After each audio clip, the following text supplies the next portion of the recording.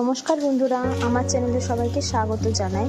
তো আজকে আমি তোমাদের সাথে শেয়ার করব আমার মেয়ে দুপুরের লাঞ্চের রেসিপিতে আমি কি বানিয়ে থাকি। তো চলো, সবজিতে দিয়েছি গাজর, তারপর পেঁপে, কুমড়ো, বিনস, আলু। আর আজকে আমার বাড়িতে এই কলার মোচা ছিল, তো কলার মোচা থেকে অল্প খানিকটা কলার মোচা দিয়েছি, পেঁয়াজ দিয়েছি, রসুন দিয়েছি, আদা দিয়েছি, আর দিয়েছি অল্প সামান্য একটু জিরে আর একটা এলাচ, আর দিয়েছি অড়হরের ডাল আর গোবিন্দভোগ চাল। এই চামচটাতে আমার মেয়েকে খাবার খাওয়াই, তো এই চামচেই আমি মেজার করি। এই চামচে আমি 1.5 চামচ দিয়েছি অড়হরের ডাল আর 3 চামচ দিয়েছি চাল। তো চলো কীভাবে বানাচ্ছি দেখ।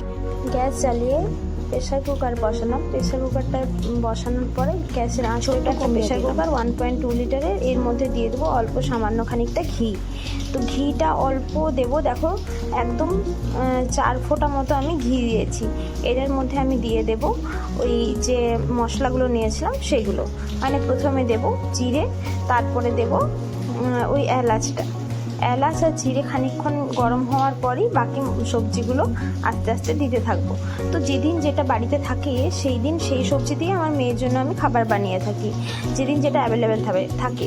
তবে অবশ্য মানে ম্যাক্সিমাম দিনই আমি গাজর, তারপর এই বিনস বা একটু মিষ্টি আলু এইসব জিনিসগুলো দেওয়ার চেষ্টা করি। বাকি কুমড়ো, পেঁপে, লাউ এসব যা থাকে সেগুলো, কোনো দিন ফুলকপি দিলাম, তো যে যা থাকে সেগুলো দিতে থাকি। এর সাথে কখনো কখনো শাক বা ডাঁটা এই ধরনের জিনিসও আমি দিয়ে থাকি। শাক ডাঁটা খুব একটা পাওয়া যায় না, যখনই পাই অবশ্যই কিনে নিয়ে আসি, আর অবশ্যই মেয়ের খাবারে ইনক্লুড করি। যদি ডাঁটা দিই তাহলে ডাঁটাগুলো কি করি, প্রেসার কুকারে দেওয়ার পরে যখন সেদ্ধ হয়ে যায় ডাঁটাগুলো তুলে সাইডে করে রেখে দিই, কারণ ডাঁটার যে মানে সুতো মতো ওঠে না, ওটা মামামের গলায় লেগে যায় বা ওটা অতটা করতে পারে না। তো সেই কারণে ডাঁটাগুলো আগে তুলে নিই, জাস্ট যে ডাঁটার থেকে যে রসটা সেটা খাবারের মধ্যে চলে আসে। তো দেখো এবারে আমি মশলাটা হালকা ভেজে নিয়েছি, এরপর সবজিগুলো আস্তে আস্তে দিয়ে দেবো। সবজিগুলো দেওয়ার পর খানিকক্ষণ ধরে ওই ইয়েটাতে নাড়তে থাকবো, প্রেশার কুকারে নাড়ানাড়ি করার পর, মানে আমি কি করি, আমার মেয়ের খাবারে কখনো কিন্তু নুন দিই না। নুন বা চিনি এখনো পর্যন্ত আমি ওকে খাওয়াইনি। আশা করছি মানে মোটামুটি ওই 1.5 বছর পর্যন্ত নুন বা চিনি খাওয়াবো না। তো দেখো সবজিটা মোটামুটি ভাজবো হালকা করে। এরপর এই সবজিটার মধ্যে হলুদ দিয়ে দেবো অল্প করে জিরে গুঁড়ো। আর যেহেতু হলুদে আর গোলমরিচে প্রচুর পরিমাণে অ্যান্টি ক্যান্সারাস ভ্যালু থাকে, সেই কারণে আমি মামামের খাবারে অবশ্যই হলুদ আর ওই গোলমরিচ গুঁড়োটা দেওয়ার চেষ্টা করি। তো ম্যাক্সিমাম খাবারেই আমি কিন্তু গোলমরিচ গুঁড়োটা দিয়ে থাকি। মামাম এখন গোলমরিচ গুঁড়ো খেতে পারে, কোনো অসুবিধা হয় না।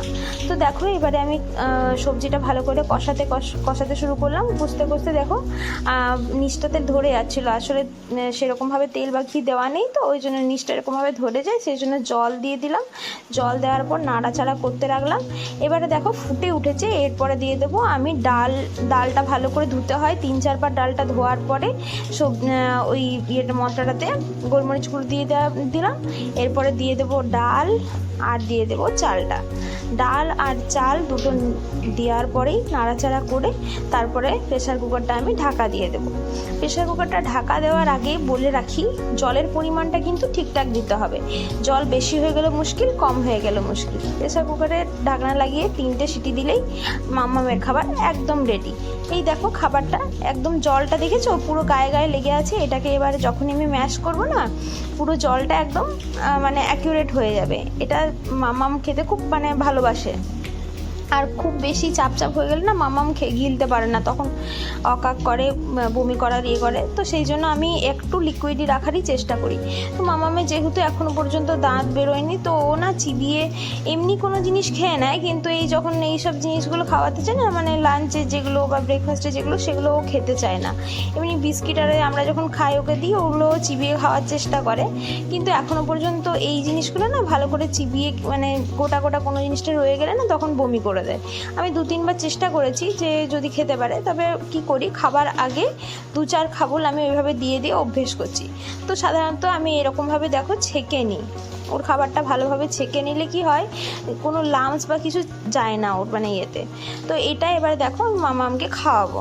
তো মামাম এটা খেতে কিন্তু খুবই পছন্দ করে, একদম চুপচাপ খেয়ে নেয়। তবে যাই বলো, খাওয়ার জন্য কিন্তু ওর হাতে কিছু একটা না কিছু দিতেই হবে, যেটা নিয়ে ও খেলবে আর খাবে। তো দেখো আমি নানান রকমের খেলনা চারিদিক থেকে খুঁজে বার করি আর ওকে খাওয়াতে থাকি। যাই হোক, আমার মেয়ে এটা খেতে খুব পছন্দ করে আর এটাও ভালোভাবে ডাইজেস্টও হয়ে যায়। তো তোমরা তোমাদের বেবির জন্য এই খাবারটা অনায়াসে বানিয়ে নিতে পারো। আশা করছি তোমাদের হেল্প হবে। যদি ভিডিওটা ভালো লেগে থাকে